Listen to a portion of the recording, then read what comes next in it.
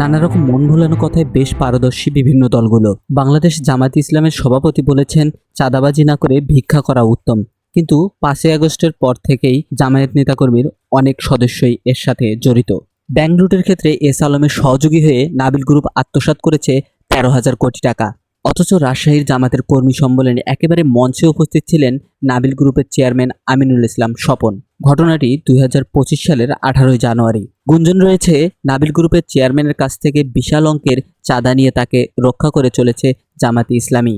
যুগান্তরে 2024 সালের 25 ডিসেম্বর প্রকাশিত খবরের শিরোনাম ছিল, জামাত নেতার পিএস এর বিরুদ্ধে অপহরণ, হত্যা ও হুমকির অভিযোগ।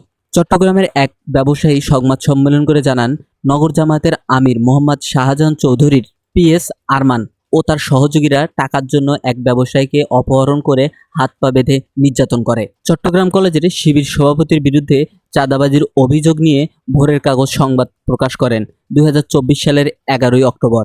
এতে উঠে এসেছে কিভাবে লোহাগাড়া উপজেলার বৈষম্য বিরোধী ছাত্র আন্দোলনের নাম ভাঙিয়ে অপরাধমূলক কর্মকাণ্ড করে বেড়াচ্ছে চট্টগ্রাম কলেজের শিবির সভাপতি আশেক আহমেদ। 6 মাস সমকালের শিরোনামে উঠে এসেছিল সাতকানিয়া জামাতের ত্যাগী কর্মীরা চাঁদাবাজিতে।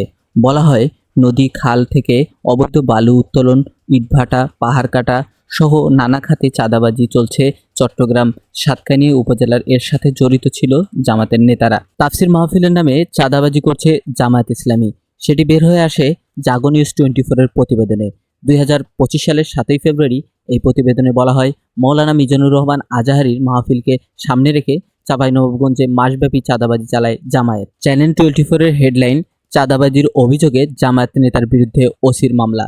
ফেনী মডেল থানার ওসির নাম ব্যবহার করে চাঁদা আদায়ের অভিযোগে জাকির হোসেন নামে জামায়াত নেতা ও তার ভাইয়ের বিরুদ্ধে মামলা করেন ওই ওসি নিজেই। ঢাকা পোস্টের 1 মার্চের শিরোনাম, যুক্তরাজ্যের কথা বলে নেপালে জিম্মি করে 45 লক্ষ টাকা আদায়।